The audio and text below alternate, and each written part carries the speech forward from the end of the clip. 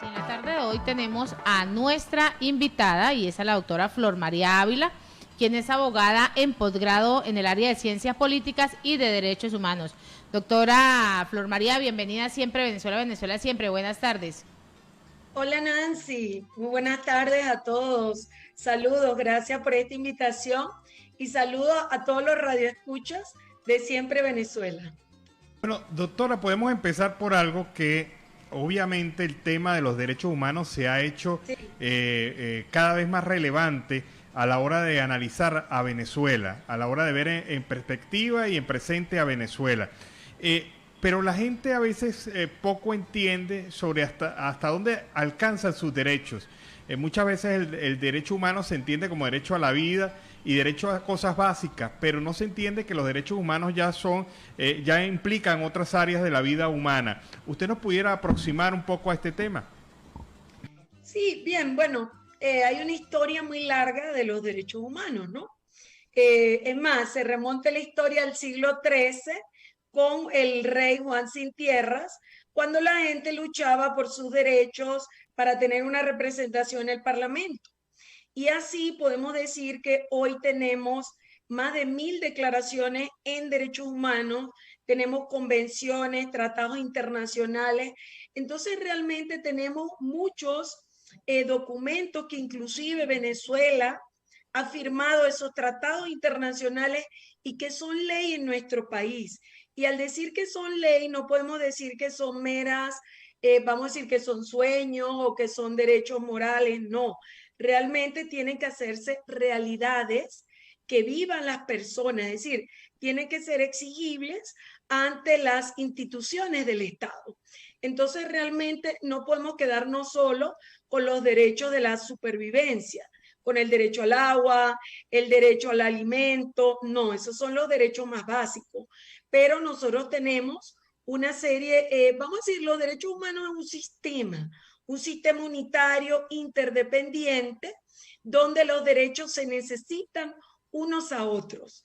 Por ejemplo, si nosotros queremos ejercer el derecho al voto, los derechos políticos tenemos que estar bien informados, tenemos que tener una buena alimentación, un acceso a la salud, un acceso a la educación de calidad, un acceso a la información veraz. Entonces, ahí tenemos una serie de derechos que se necesitan todos recíprocamente. Digamos, de evaluación de Venezuela. Prácticamente Venezuela está en este momento con todos estos derechos humanos en situación en rojo. Prácticamente el derecho, desde el derecho a la vida hasta el derecho al medio ambiente, todos están en rojo.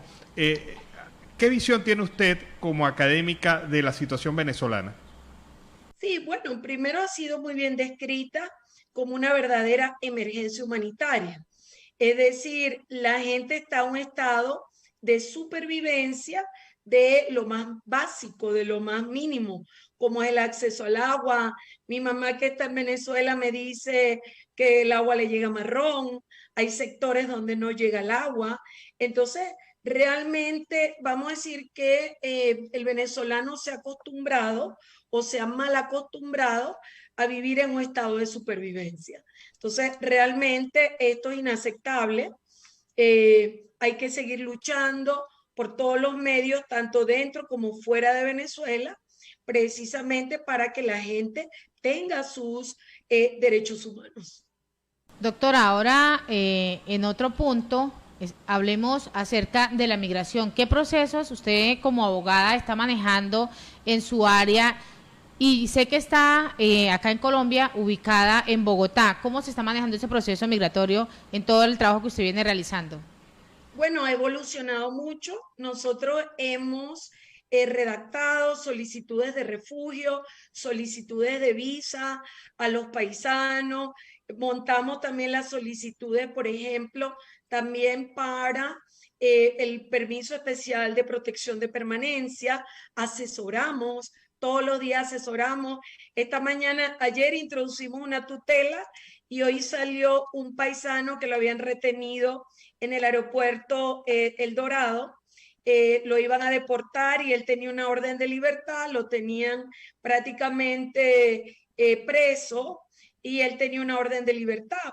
Entonces, esta mañana el juez le dio la orden de libertad y ese fue un caso que hemos ganado. Esta mañana, fue esta mañana. Ya, qué bien. Pero esto se está haciendo cada vez más frecuente, doctora. Sabemos que hay quizás funcionarios que por falta de información no están aplicando la norma como tal, y esto es tan novedoso para muchos de ellos que incurren generalmente en este tipo de errores. ¿Ustedes no perciben que hace falta como un proceso de mayor formación y educación de los funcionarios de migración sobre temas precisamente que les competen? Sí, de hecho nosotros hemos propuesto a la Universidad Colegio Mayor de Cundinamarca un diplomado en migración, precisamente para enseñar, por un lado, los aspectos de la migración, cómo la migración tiene que ser un ganar-ganar, es decir, tiene que ser un ir de la mano, tanto las personas de migración, los funcionarios públicos, como los ciudadanos migrantes. Es decir, no deben haber discriminaciones ni exclusiones. Migración lo sabe y de hecho ha tenido buenos directores. Lo que pasa es que en la práctica hemos visto que de repente no todos los funcionarios están tan claros con las normas migratorias, pero realmente nosotros estamos luchando desde la academia para que haya mayor capacitación a los funcionarios públicos y estamos haciendo esas propuestas. Sigo del derecho, recordando un poco este tema de la integración productiva del venezolano a la sociedad colombiana, ¿usted cómo considera que estamos? ¿Sí vamos en buen camino a este proceso de integración productiva del venezolano a Colombia? Bueno, en primer lugar, ahorita hay algunas iniciativas a nivel del Ministerio del Trabajo.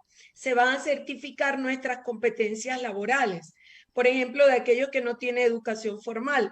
Entonces, realmente considero que sí se están haciendo avances, hay que tener paciencia. También estamos varios académicos en las distintas universidades colombianas, se nos ha dado una apertura. Por ejemplo, también hay profesionales, médicos, abogados, es decir, ingenieros, hay ingenieros talentosísimos en empresas colombianas. Entonces, realmente yo sí creo y hay que apostar realmente a una buena migración acá en Colombia. Por ejemplo, también nuestros peluqueros los buscan mucho, los panaderos, cocineros son también venezolanos y ellos también están dando su granito de arena a la sociedad colombiana. Decirle la polaridad en el tema, doctora. ¿Qué perspectiva tiene un colombiano, el colombiano frente a esta realidad de la migración? Más allá del derecho, ¿usted cree que el colombiano está empezando a ver esta migración como algo positivo, tal como lo ve algunos funcionarios del gobierno? Yo veo que la población joven es más proclive a aceptarnos, ¿no? Y sobre todo también cierta población colombiana que vivió en Venezuela, como también vamos a decir, el colombiano culto. El colombiano culto sabe que, por ejemplo, que Venezuela recibió más de 5 millones de venezolanos, de colombianos allá en Venezuela. Por ejemplo, yo tengo docentes, colegas que han dicho, es lo menos que tenemos que hacer por los venezolanos. Es decir, si hay mucha gente que reconoce la ayuda que Venezuela dio a los colombianos. Entonces, claro, hay de todo, pero realmente sí puedo decir que hay colombianos de una cierta clase, vamos a decir, que tiene estudios, como también la gente joven, también es muy solidaria con los venezolanos. Otro aspecto, el tema de la evaluación del destino y movimiento de las ayudas que recibe Colombia desde el exterior para los venezolanos. Hay algunas personas que vienen proponiendo una especie de control, vigilancia de la orientación de estos recursos bajo un esquema de control social, de vigilancia de los ciudadanos a este manejo de recursos. ¿Usted qué visión tiene al respecto? A mí me parece oportuna Sé que un amigo nuestro, Carlos Vilma, se ha constituido como veedor para la migración venezolana y sí creo que eso es un ejercicio democrático y también que nosotros somos los interesados, es decir, somos interesados también en saber hacia dónde van esos recursos, que realmente haya recursos. Por ejemplo, hemos leído recientemente que vienen vacunas para los migrantes. Entonces, realmente estos son elementos importantes porque necesitamos, ¿verdad?, favorecer y velar por los intereses de nuestros migrantes y de nuestros paisanos. Como especialista en derecho, ¿qué hemos aprendido nosotros los venezolanos de la democracia colombiana frente a nuestra democracia? Bueno, primero, que el colombiano ha aprendido a ganarse las cosas. Es decir, que a ellos no les regalan nada. En cambio, nosotros nos dieron todo en bandeja de plata. Entonces, realmente hay que aprender el trabajo de los colombianos. Es decir, son personas sumamente trabajadoras. En cuanto a la democracia, también acá hay falencias. Creo que también los colombianos están claros que necesitan fortalecer sus instituciones. Nadie aprende por otro.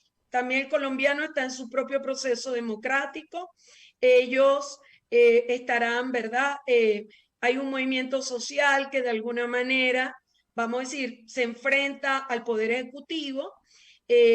Sin miedo, de alguna manera salen a expresar su voz. Obviamente, esto es un proceso quizás nuevo para la sociedad colombiana que siempre ha sido muy conservadora.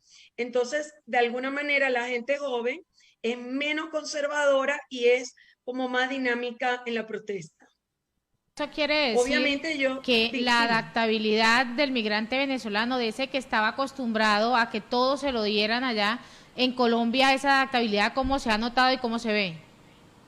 Bueno, Nancy, aquí la gente sabe que tiene que salir a trabajar, que tiene que salir a trabajar, que no existe el regalado, que no le van a dar el regalado, en fin, o sea, aquí entiende que tiene que ponerse los patines, como decimos en venezolano. Bueno, ¿y cuál es finalmente, doctora, su visión a mediano plazo de esta migración en Colombia?